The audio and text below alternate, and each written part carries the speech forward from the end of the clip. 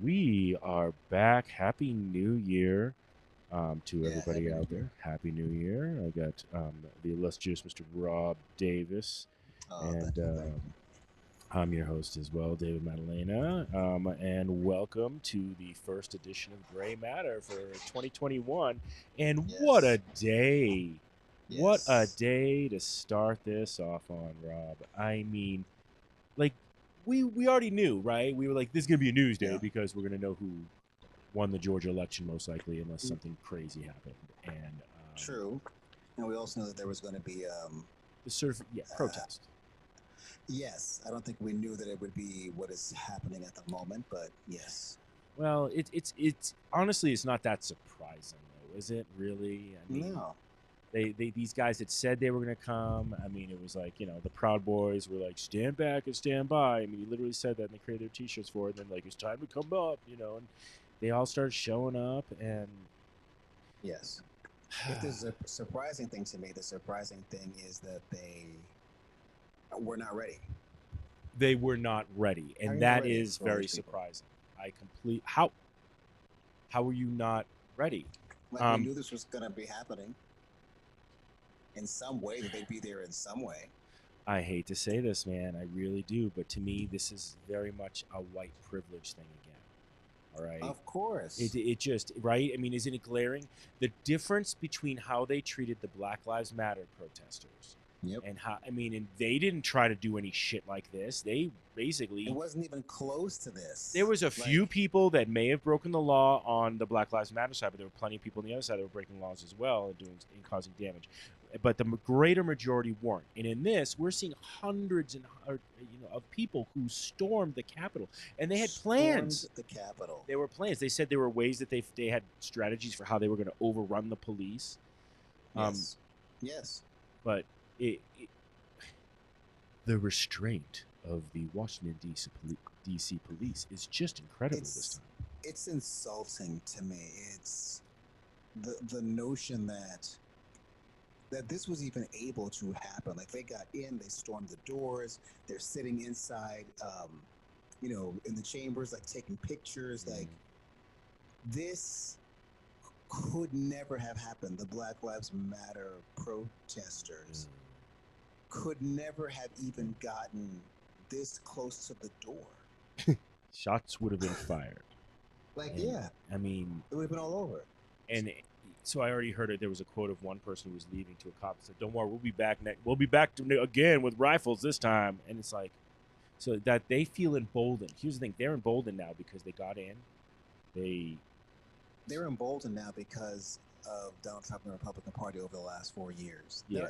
They got in when he got into office. Well, there is That's that. when they got in. That's a good point. I mean, it's more about the what's the word? The enabling, right? It's the Yes. enabling of Yes. the Republican Party. And I just saw the alert. Congress is reconvening, and they are going to do the job that they're supposed to do to, certify the election and the results from the states, which it's already been certified in the states. So it's just this is all technicality. Everybody thinks it's not a technicality. It's just a technicality. Mm-hmm. Um, Mm-hmm. but it has to be done. I get it. And Uh, all these people, like the Josh Hawleys and uh, what's his name, like the Jim Jordans, all these people who say, well, we have a constitutional right to, make sure that we voice our opinion that there were things that were done incorrectly. Fine.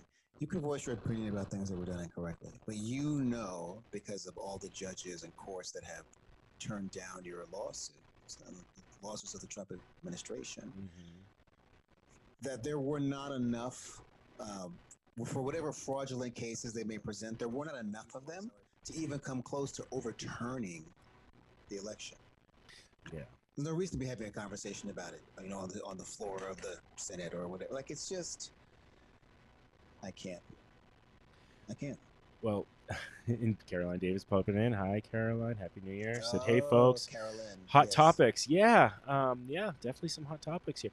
I think, it's coming down to like, there's a few things. First of all, there doesn't seem to be a lot of arrests. Like, it seems like these No. these guys get to leave. They get to come in and storm, Yeah. and like it was like party we got in the Capitol. I'm sorry, I did it again with Yes. the country voice. I shouldn't do that. But we got in the Capitol. Look at how cool this is. I got a picture of me on They took Nancy some Pelosi's pictures, desk. yeah, Everybody who's got a exactly. picture of themselves. And here's what's funny. Can we talk about the irony of the They're fact all gonna post it. that most of these people are posting it? Yes, but on top of that, they didn't wear masks because that's their their badge of honor. So we all know who you are from the pictures. Yes. Like you yes, should have do. at least worn a mask under the pretense like I'm breaking the law and maybe I don't want to make it easy for you, but nope. But they don't even think that they're. I believe within their minds, they so believe that what they're doing is correct. Yeah. Why would they get in trouble for breaking the law? Oh, absolutely. No, they're Absolutely. being patriotic citizens. But I really do think that this is honestly, this is the ultimate of the white privilege that I'm seeing, but in the treatment of the police and everything. I mean, they just like the fact that they didn't even think that everything these guys are saying is they're going to storm the Capitol, but like they're not really going to do it, are they? But they knew they were. I think that's the thing that gets me. I think that they thought that these people were going to storm into the building. I will say that someone should have had that thought in their head. There's no reason that should not have been so what is our plan B for if they do storm the building? Like, none of that happened? Yeah, no, none of that. Looks like none of that happened. I don't understand. I can't. I mean, they had literally said they were going to do it, and then they did it. And then they did I can't believe they did it. Nobody was arrested. There's one person, yes, unfortunately she has died, but they've released very little information that I've seen about the how. Yeah, I know. But I did see video. No, she was shot. She was shot. Is my understanding. Yes. But they don't. But by who? And we don't know who she was yet. Obviously, they don't know what he said.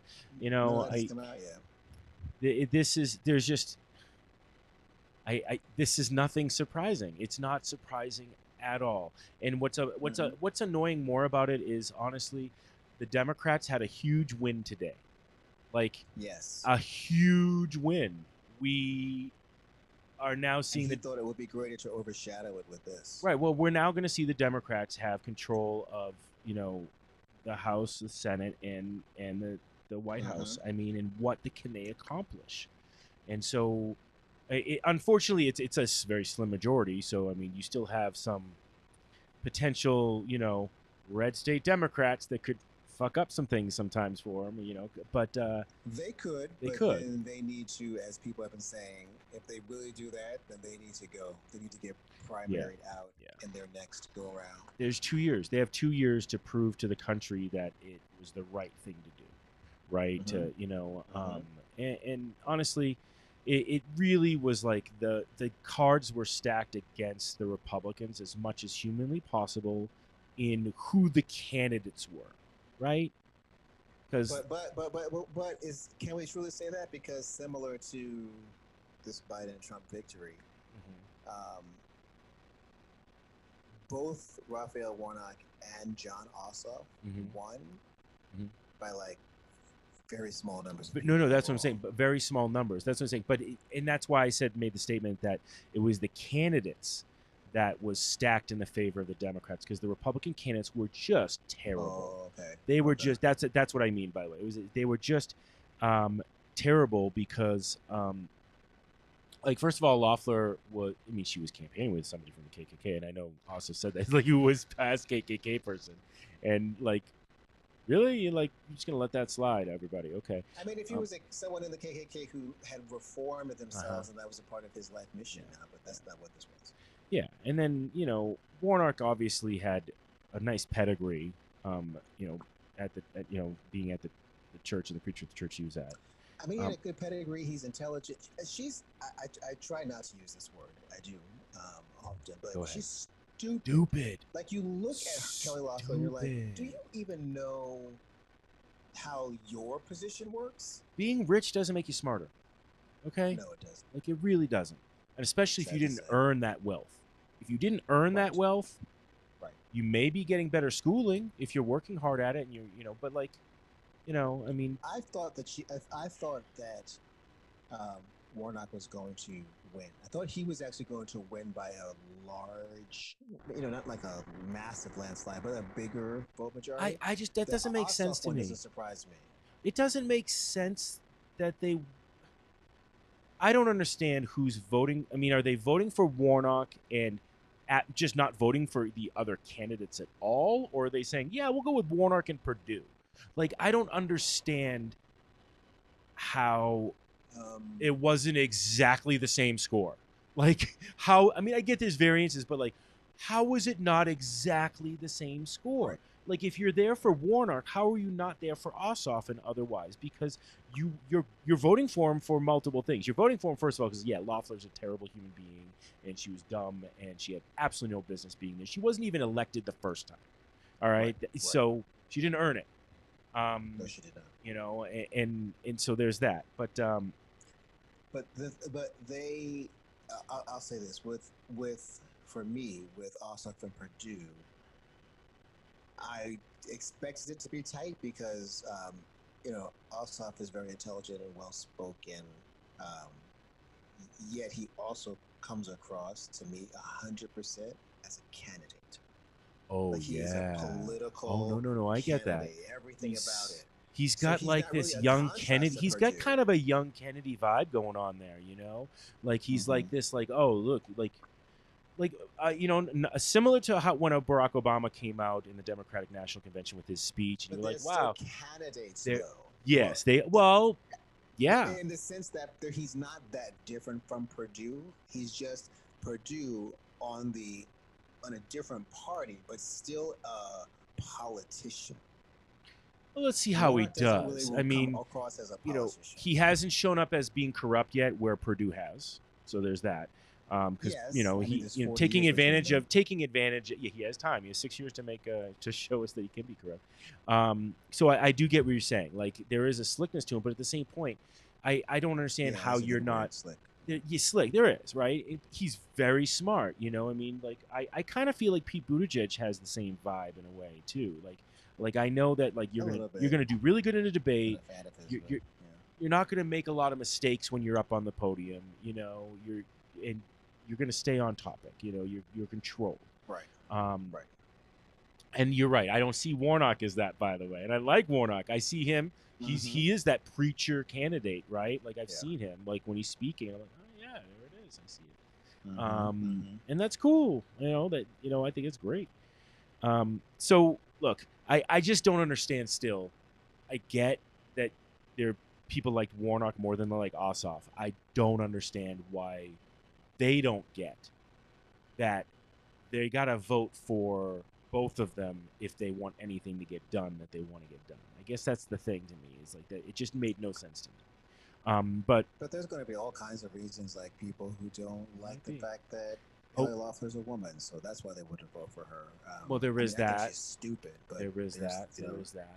Is Ossoff Jewish? I'm not.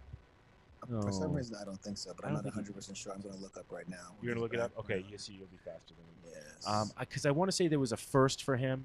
I know he's the youngest in like He's a couple the of decades. youngest. But I thought there No, I was think he's the youngest now senator ever. no. Well, at this, no, I think there's been younger before in the past. It was just the youngest in the last couple of decades. But anyway, I mean, look, that was Really? huge. Which one-year-old senators? I'm happy for I my. remember. Yeah, well, probably back in the day when the life expectancy was. Let's see. Here it is. There you go. Jon Ossoff will become the youngest member of the Senate in the 117th in this Congress, as well as the first Jewish member of the Senate and the first Jewish senator from the South since 1845. Could be anti-Semitism. There's that. You know, I don't know. I mean, That's true. there is a potential there. So that is a card I didn't. You know, and that's interesting and intriguing when you think of it that way too. But so because I just wasn't clear as to it.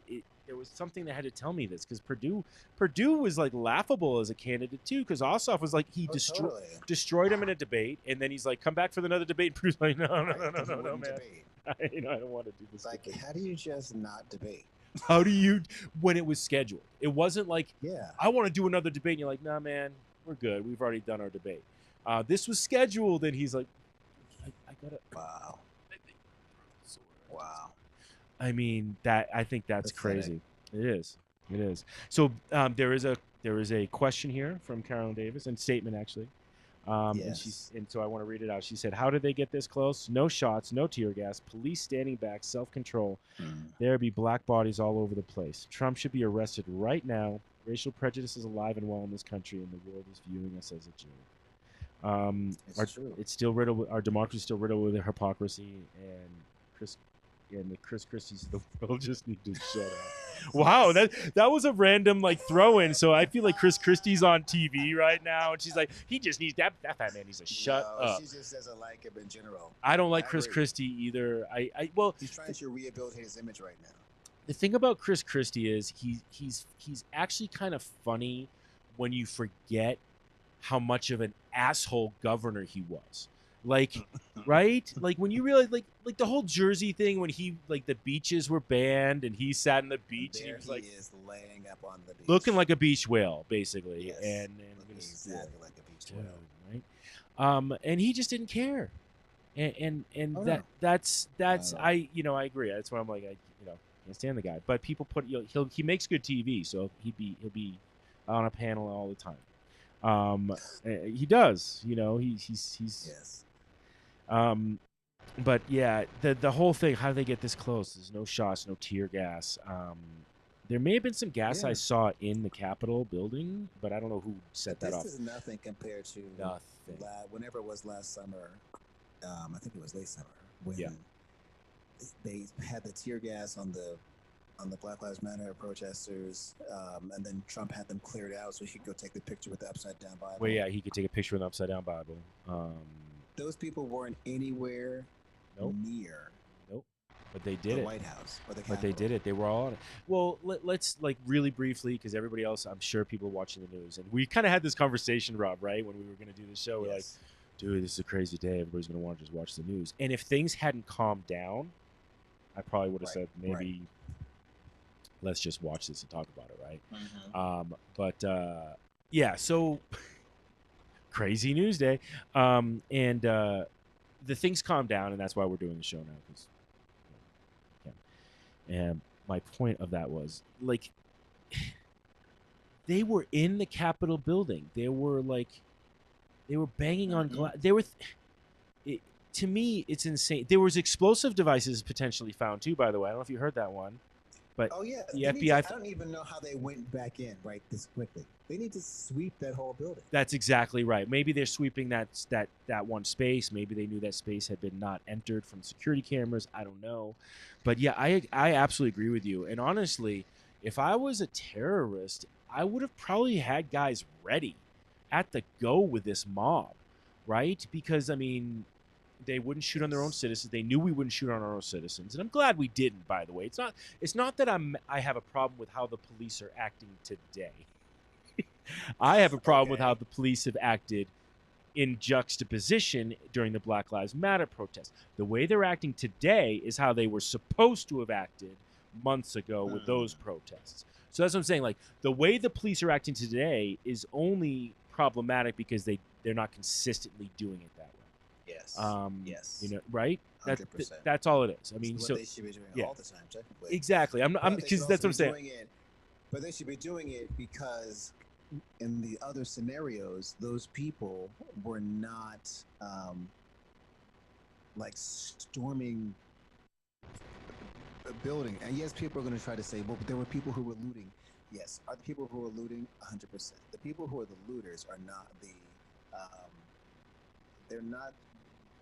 I don't believe they're truly part of the Black Lives Matter movement. No, they're either opportunists or anarchists or both, right? These are people who are literal anarchists. What they're doing today. Oh no, yeah, they think these are the Antifa scum that they're always talking about. But they're not Antifa. Like, they're not anti-fascist, by the way. So that's the thing. That's what I love is that Antifa is literally anti-fascist. And then you have all these other people, which we should be. And then you have these other groups they're anti-communist, which it's fine, be anti-communist, but they don't understand that socialism is and communism aren't exactly the same thing, and it's like Oh, they have no idea. they have no concept of They what have no they're idea. protesting. None. And that's what I None. think is amazing to me too. Is like they don't even understand what they're mad about. This is just to me the biggest like baby group of sore losers I've ever seen in my life. Right? Like, and was it But you? they've been stoked for months to believe that this was going to be stolen from them. Do you? How many? So here's my question though: how many people do you think truly believe that this has been stolen from them, or are just gonna ride that bullshit to be able to partake in the craziness? You know, because they just want to be. They're angry. This is like these are, you know, they haven't moved past the anger stage of their mourning of their demigod losing, about to be walking out of the office. You know? I think there's a solid, probably like 20 million people that believe this shit. Yeah, 100%. Crazy. Yeah, I've always said his base is the number of people who voted for him in the Republican primary. That's his base. That's 14 million people. And when the general election happened, I just kind of assumed there's probably another 14 million people equal to them on the other side of the aisle who are also crazy, or other aisles. So that is like some of them voted for Ted people. Cruz. I mean, oh my God. So it's kind of like I want to say it was within a half an hour or 20 minutes from Ted Cruz's speech that this happened. Well, so and I think that's really, it's kind of awesome, because if you start looking at that, like if I was doing a movie, it would almost be unbelievably perfect timing, right?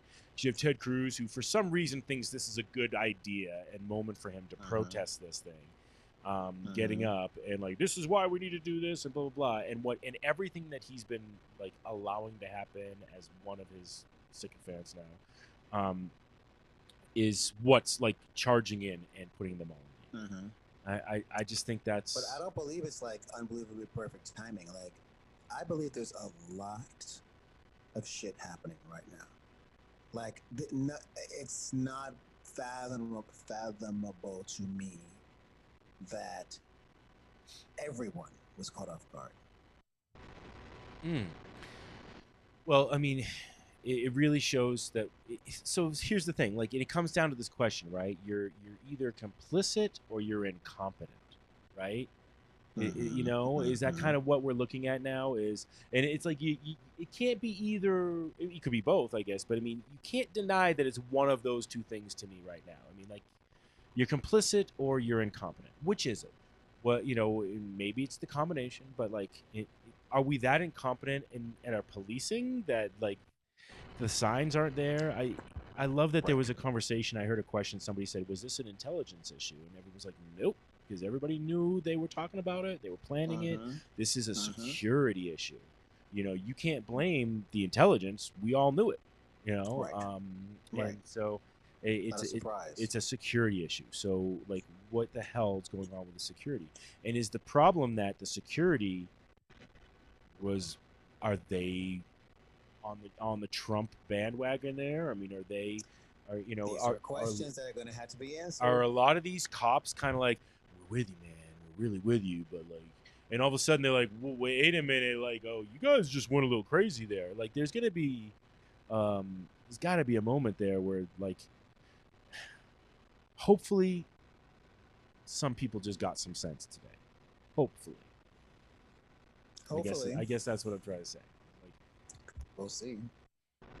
I don't know. We'll see. Well, let me ask you a question. With this, from your perspective, living out there and industries as they are and such, what are some things that you are looking forward to being accomplished if we do have this now new makeup of the houses of government?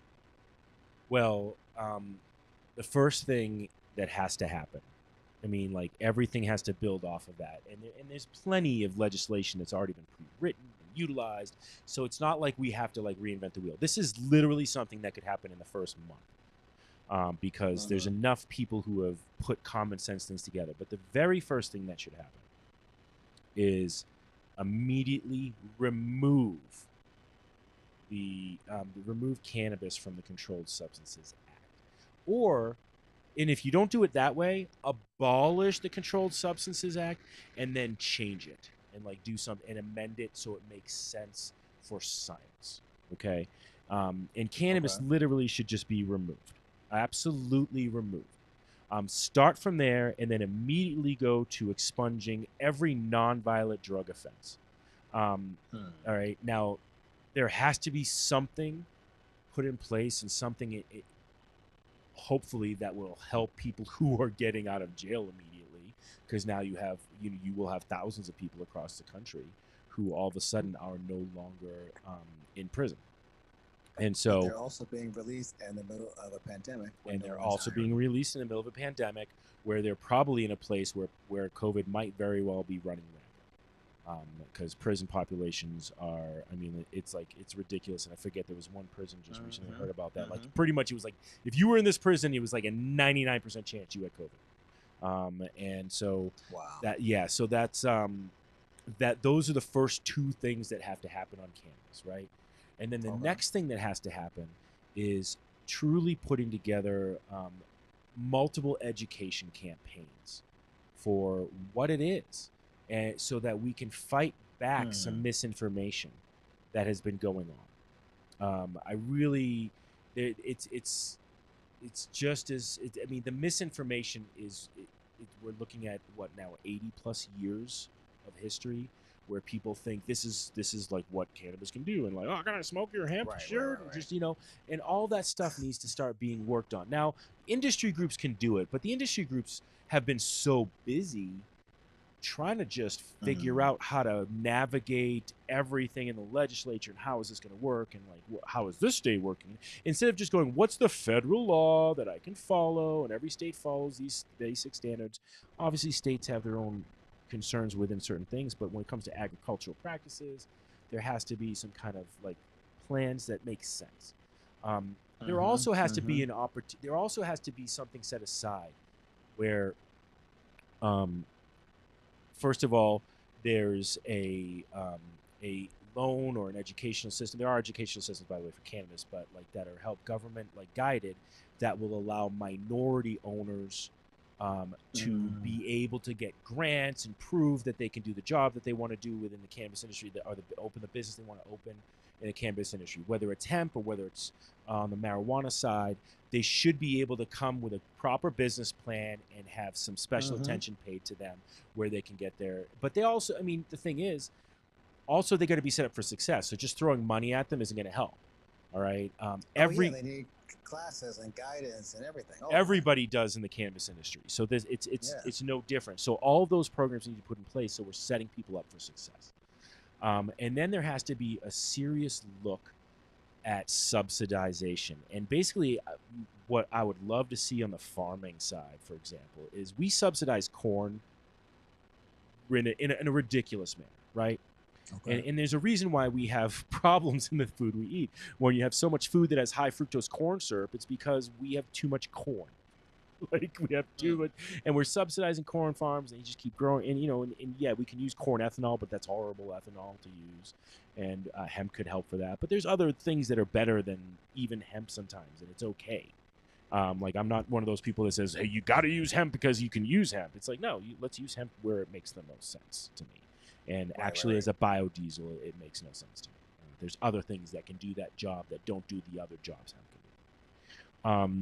Okay. So yeah, I'll get flack for that statement, by the way, from people like, well, you can do all this stuff. It's like, yeah, just because you can do all this stuff with it. The hempers. I mean, I could drive my Ferrari over a rough road, but why would I do that? It's not. It's better suited to do this. Yes. It has other beneficial, purposes. Exactly. So that I want to see, again, controlled substance, all this, but then putting these plans in place and potentially subsidizing farmers for rotating hemp into their crops, because it's actually going to help their other crops. It's going to help solve other problems because the hemp will till the soil, and it helps enrich the soil there, and it's a great cover crop. And it's just a fantastic thing that everybody should be like looking at blending in. And so there should be a program that's really designed for that, and then saying, okay, here's the deal. we're going to start working towards reducing oil altogether. Everybody thinks when they say, when we're talking about reducing oil, that everybody's thinking about gas, but it's plastics is the problem more than And so using petroleum to make plastics it just got to go away. We got to start utilizing biodegradable. We got to start, grow the hemp. I mean, you're talking when you grow all this hemp for plastic usage, basic, and for other things. That's the other thing. It's only one usage out of that crop that you can do. You're also producing oxygen. You don't do that when you are drilling for oil. You don't do that, when you take, the chemical process you need to do. Okay. But by the way, you can chemically making hemp plastics. You can do it as clean as you can, but there's still chemical process to some of that too, and so it depends on how you do it. There's smarter minds than me that know how to do that part, though, and they will focus on. But there has to be like an overall 10,000 point view is what I recommend. Is going, okay, here are all the facets of the hemp industry that can be done here, and like how can there almost needs to be somebody who's really doing the job at the Department of Agriculture, where they say this is going to become like a hemp czar. Like a hemp czar, but the hemp. See, the problem with the hemp czar, right? I always laugh at every czar I ever hear. I always make a joke about it. I'm like, what? Why? Why? I don't know. Because you're saying hemp king, but you're using the Russian czar, and so it's still funny. Because I start hearing king, and I'm like, it's the same thing. All right, it's like the hemp king, or the drug king. I don't understand. Right. Why czar became a thing. Czar. Right. The hemp czar. And everyone's like, well, that sounds like something. It's like, yeah, it's king. It does. It's king. It sounds Russian. It's Russian. So yeah, you're really working on that side of things. And again, training for the farmers, training for this. There's so many jobs can come out of doing something like that for the hemp industry. And we are looking at, and then you're looking at, okay, how do we create construction materials? You want to talk towards a Green New Deal. Construction materials out of hemp are something that we should be you should be getting a ridiculous tax break to do. Because it's right now, especially, it's a little more expensive, of course. It's a newer, quote unquote, technology that's not new at all. But there's newer ways to do it in our modern construction methods, and they're being developed all the time. But that has to be a rating that you get for buying it. You have to get just like a washer or dryer that you can buy that's E-rated, and you can get a discount on your tax rate. Okay.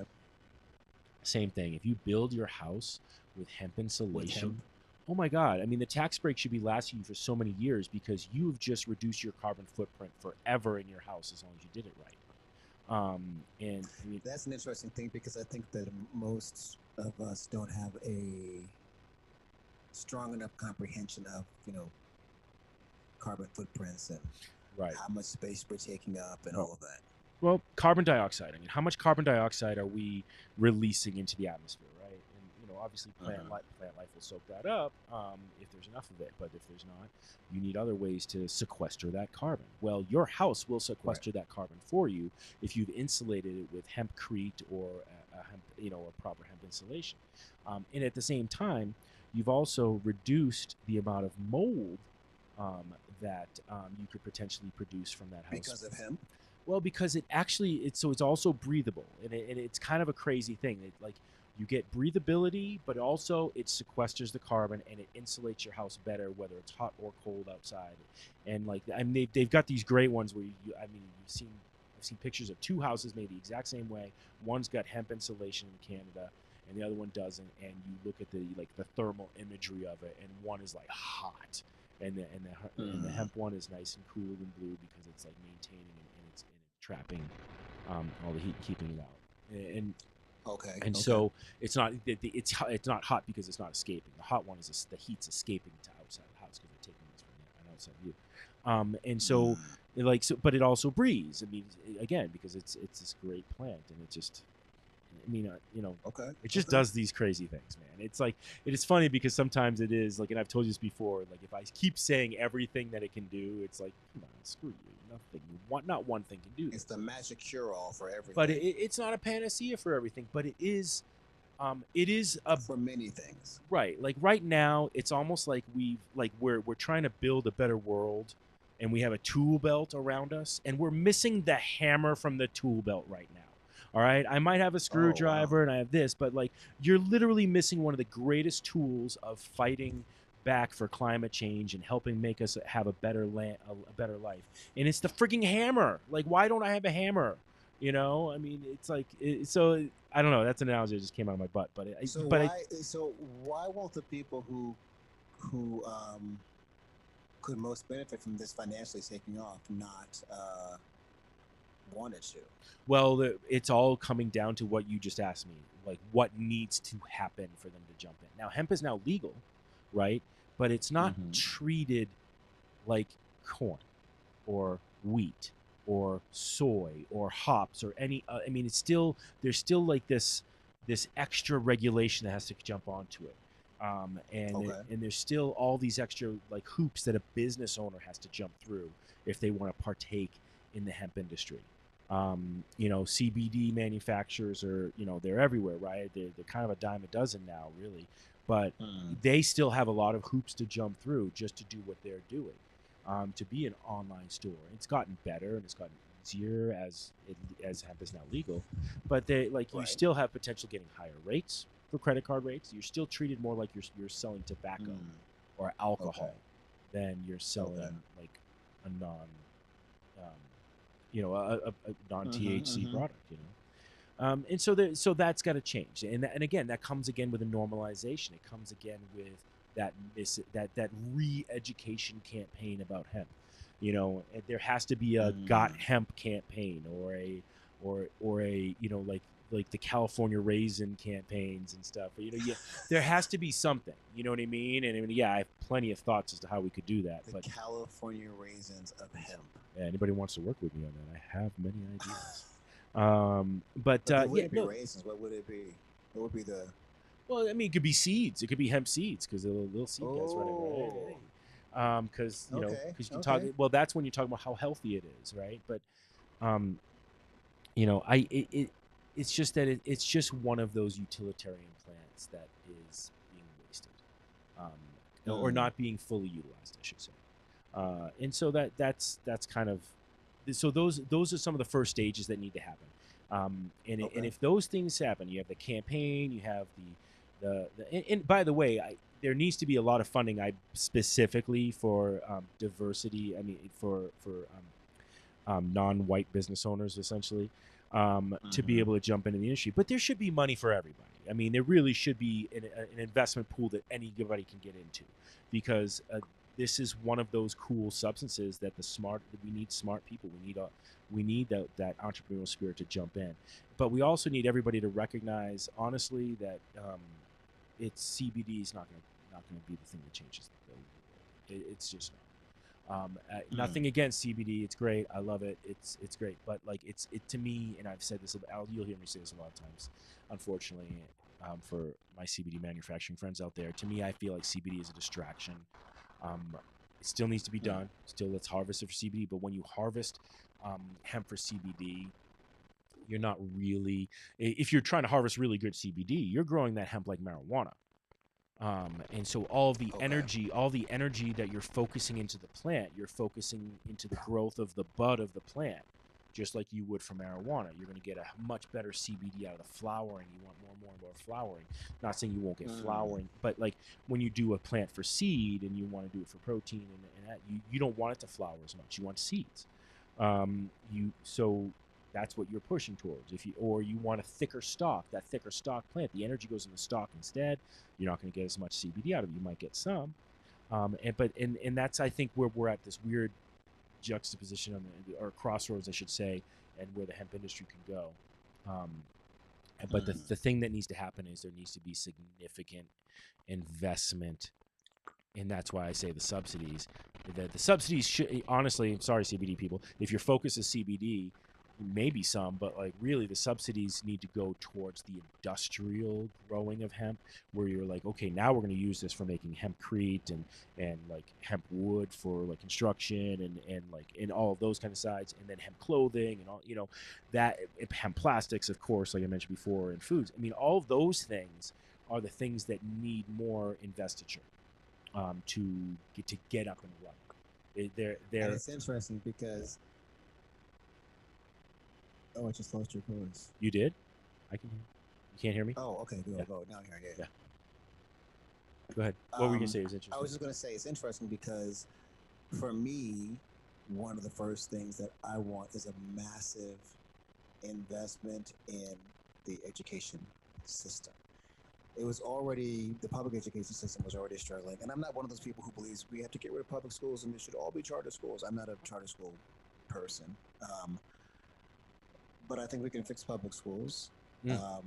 I think with the last year now almost of this horrible thing of children not being in schools, we need a great investment in psychologists and therapists, and people are going to need a lot. Yeah.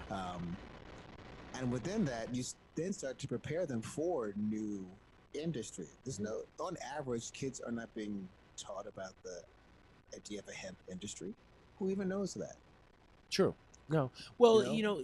I will say this though, like, if you live in a farming community, there's a good chance you already know what hemp is and what it's good for. All right. So, and that's the thing to say. So you have a lot of generational farmers out there, and so they're only looking back what 2 generations, where they might have had a family member who grew hemp, or they knew a family, or there was a family near them that grew it.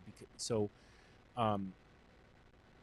it's there's an education in the places that it's not in school education, it's just life education, I would say. Like, but you'll see that they know more about this, and there's a ton of young farmers out there that really do. But you're right. There's the education of everywhere, because we actually need more farmers.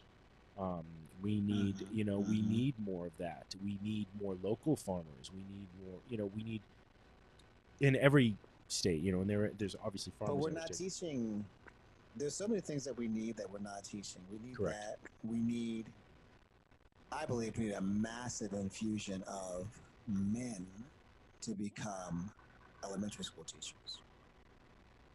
Men, specifically There's a men. learning space, yes, that I think children benefit from seeing themselves reflected back, and the elementary space is a heavily, and there's nothing against the women teachers who are good. I'm not one of those people who believes that all teachers are great. There's no such thing as everybody is great. So right. There are, just there are bad teachers too, but there are most of the teachers you encounter when you first start school in an educational teaching way are women. Correct. If you encounter a male teacher, he's usually your gym teacher. So and that's interesting. So I don't know if we've talked about this in the show, but we've talked about it.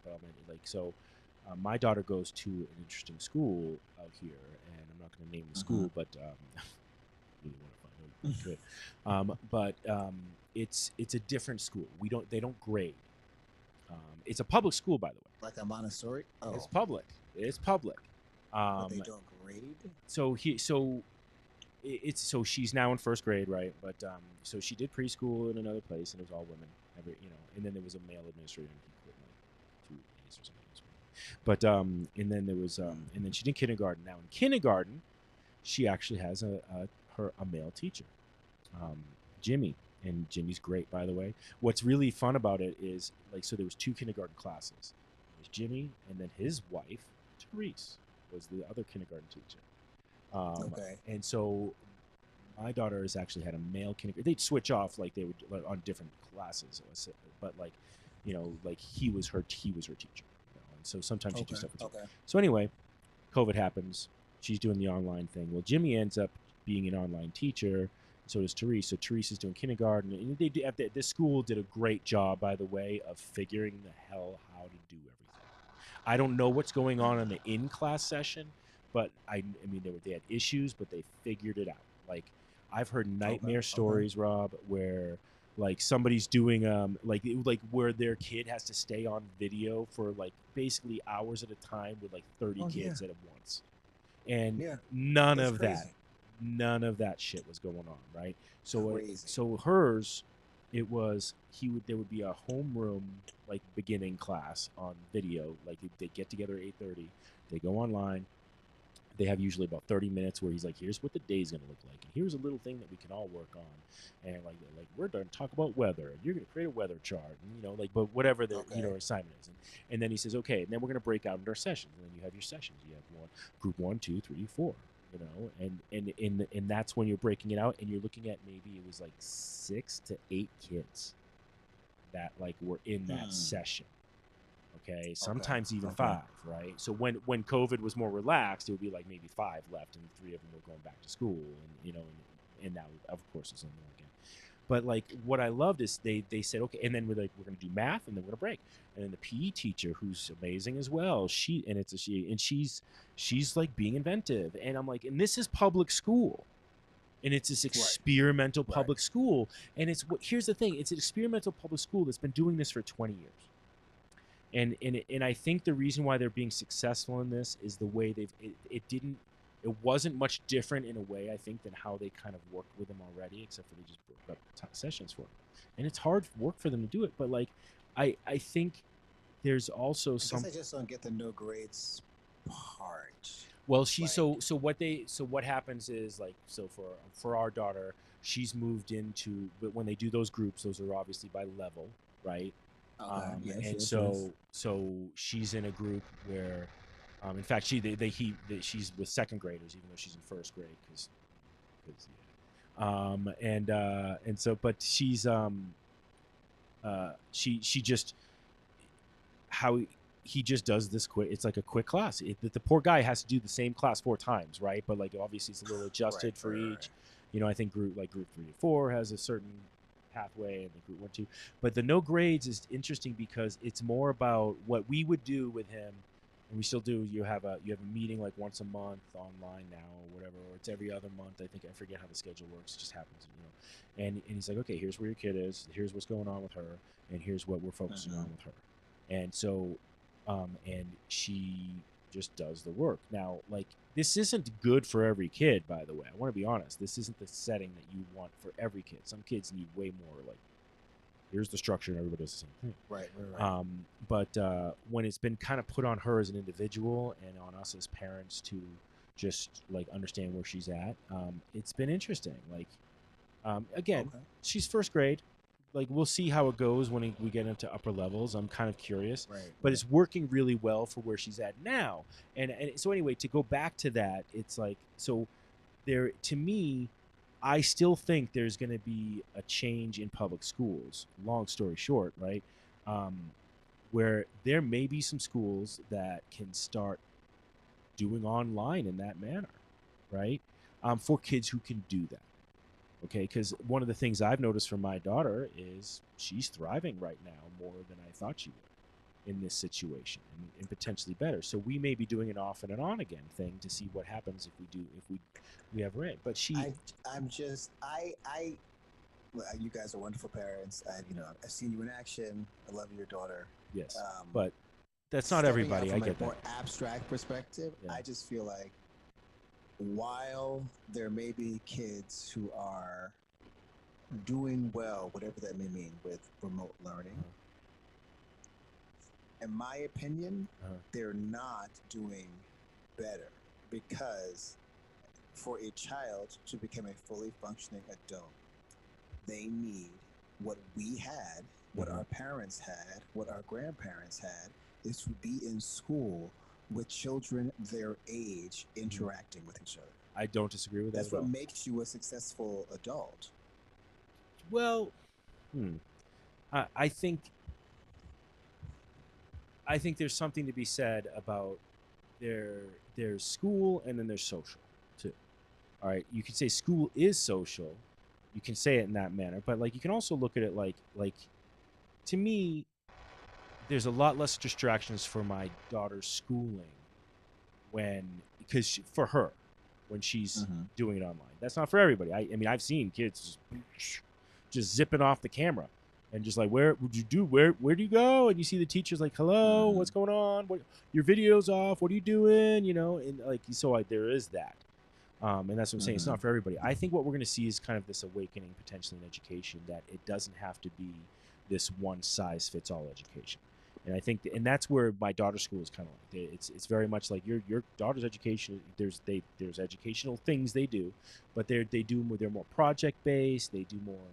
I mean, she's doing math. And she's like the thing. She's excelling and all of that stuff. So I had to explain to her what grades were just the other day. It's actually funny. That's hilarious. So there is. Life will teach her.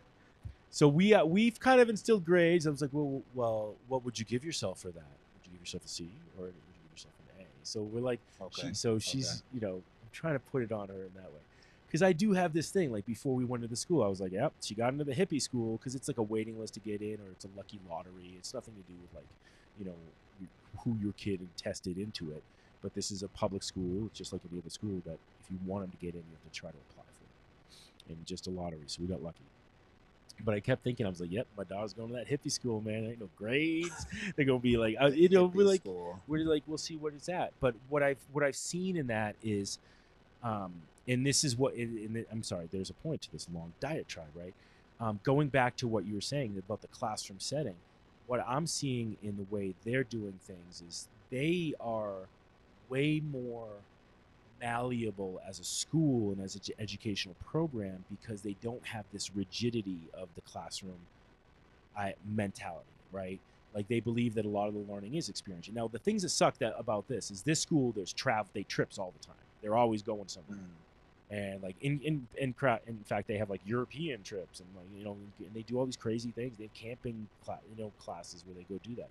And so it's very much about experiential. And so that's where it's obviously a challenge. The challenge for them wasn't, I don't think, the classroom. It was losing out on all that experiential things that you could do. But to me, the experiential and the social are a key piece of. So yes, the classroom doesn't have to be so rigid. You don't need to. Look, I have no issue with the traditional kids who are sitting at the desk and the teachers are facing them, because you can make that fun. I get why people don't always want that, or why you want them in circles or groups. There's value to all of those things. Sure. But that is a separate thing, though, from the. I just find it interesting that adults, all of us, who are who we are, because of an experience that we got to have that made us the people that we are, I'm not saying that you're saying this, but that we are dismissing the social piece as if, oh, well, the kids will be fine. That's not real. No, I don't think that's real either. I agree with you. But I think that we're going to see, like, here's some of the things I see for the future of just everything, really, and COVID kind of put it into that, it like kind of pushed it forward, right? Is office spaces are changing forever. Done. Oh, completely. Office spaces are changing forever, right? Like there's gonna be a big like dump in real estate for commercial real estate that are office buildings. I don't see, like I just drove by WeWork, and it's like it's for sale, the whole building for that company WeWork. It's yes, and it's like I do. And so that's going to be interesting to see, right? You're going to see this. There's going to be some kind of shift there, and that shift is going to be good in a lot of aspects. But then it also opens up this potential on the educational front too, right? Where parents are now working from home, and they're getting used to working from home, and their kids right there, and they're working from home. And you're going to see this movement from some parents, I think. I'm not saying I'm one of them, that there's a little bit of fear based on that too, where they're like, well, now my kid's safe from school shootings, and I can have school right here, blah, blah, blah. Because it's like we've had a pause from school shootings, by the way. People weren't in school. As people weren't in school. And so it's like it's going to be interesting to see what choices people make. I agree. I think there's going to be a lot of changes that are definitely, workplaces are going to change. You're going to have some people who prefer to have their kids at home and so forth and so on. Gyms are changing. Gyms, yeah. Mine keeps as closed. Like we'll talk about the gyms another time, but I'm frustrated that they're closed because it was such a central piece to my I get it. My constitution, my makeup of myself. But I just really quick wrapping up the schools thing. There are changes that are going to be coming, and some of them are going to be very good. There's a lot of people who didn't need to be in an office 5 days a week and can work remotely, so forth and so on. But I think most people at the end of the day, though they think it's a great idea to have their kid at home, don't really grasp the long term, what that really means in the long term to have the kid home all the time while they're home, and B, I think as a youngster, you need the social interaction with other kids, though you don't realize it yet. But then as a teenager, especially an early teenager, you want that social interaction. No, and I here's the thing I think that's interesting is right now we've kind of made school into this like hodgepodge of like throw it all together, and but like really, like when you do that, you're getting a little bit of half-assed of everything to me, right? You're getting half-assed social interaction in school because you're supposed to be focusing on the class in the classroom. So your social interaction is usually really in the hallways and in lunch, right? That's when you're supposed to be able to have that. And then and to me, it's also on the sports side of things. You can start having interaction, social interaction. And so for me, like, I'm looking at it like, and I'm not saying she's not going back to school. She's going back to school next year. It's not like we're going to keep our daughter at home, right? But what I do like is, you know what? When you're at class, homeschooling. I mean, I could, but I don't see you having the patience. Oh, I do, man. Long term, but long term. Yeah. You know what I don't have patience for is when she's not trying. You know, and then that's when and that shit happens. I don't have patience for that because I know she can when she can, and when she's just like she's not feeling it, and I'm like, God damn it, Mia, just fucking finish your goddamn mouth because you gotta go to bed soon, and then you gotta get up in the morning. God, just do it. And like instead, like she's looking at she's literally looking at like something that's like 4 + 4 that she knows like in her heart, and she's like, what is it? 7. Come on, it's stop. Like she starts. That's when I get annoyed with my kid, and that's when that's when I lose my patience. But so I think for me though, there's a little bit of like, well, do you have other? As long as if you're able to be as a parent, you know, find other avenues of social interaction that aren't necessarily while you're at class, and so that's what I like. So that's what I'm kind of enjoyed is she is much more focused on the class when she's on it. And then and so I know that she is too because I can see it and so that's interesting. That is an interesting thing because I'm like half listening to her classes if I'm in the house or if I'm out in the studio I don't hear it, but like I'm going in and out and I can hear what's going on and I'm like, oh, he said this, and you know, and so I already know like where my kid is at by watching her now in school, so that's been an interesting thing for us.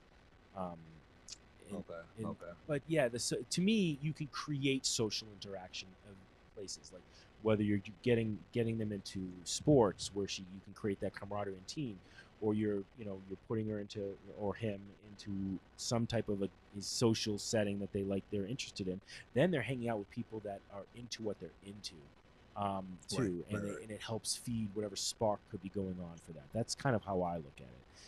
To me, you're kind of in a crapshoot if all you have is your school. You know what I mean? Like if that's it.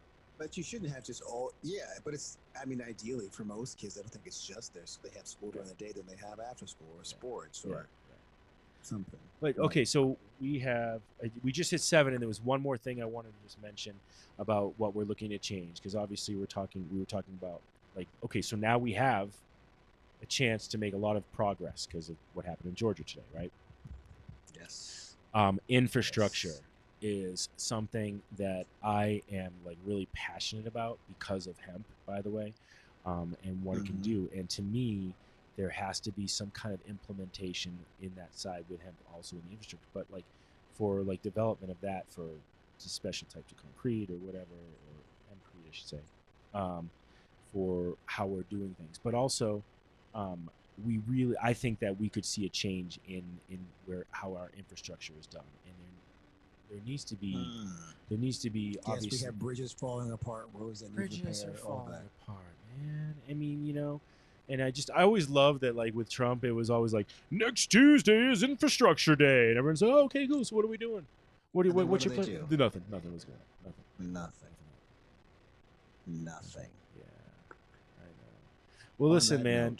It's funny because it's just like I shut the TV off in the background while this is going on. I know, so did I. I'm going to turn it back. We're going to turn it back on, and the Capitol's on fire. Exactly. Anyway, it's exploded. we're back this year. We're going to be working towards having some fun guests, hopefully in the near future. Yes. Rob and I are will be Brainstorming. brainstorming We're in that. talks. We're in talks. Yeah. And I hopefully our democracy lasts the next 14 days, man. What the country hell? will not be on fire next week when we come back. Yeah.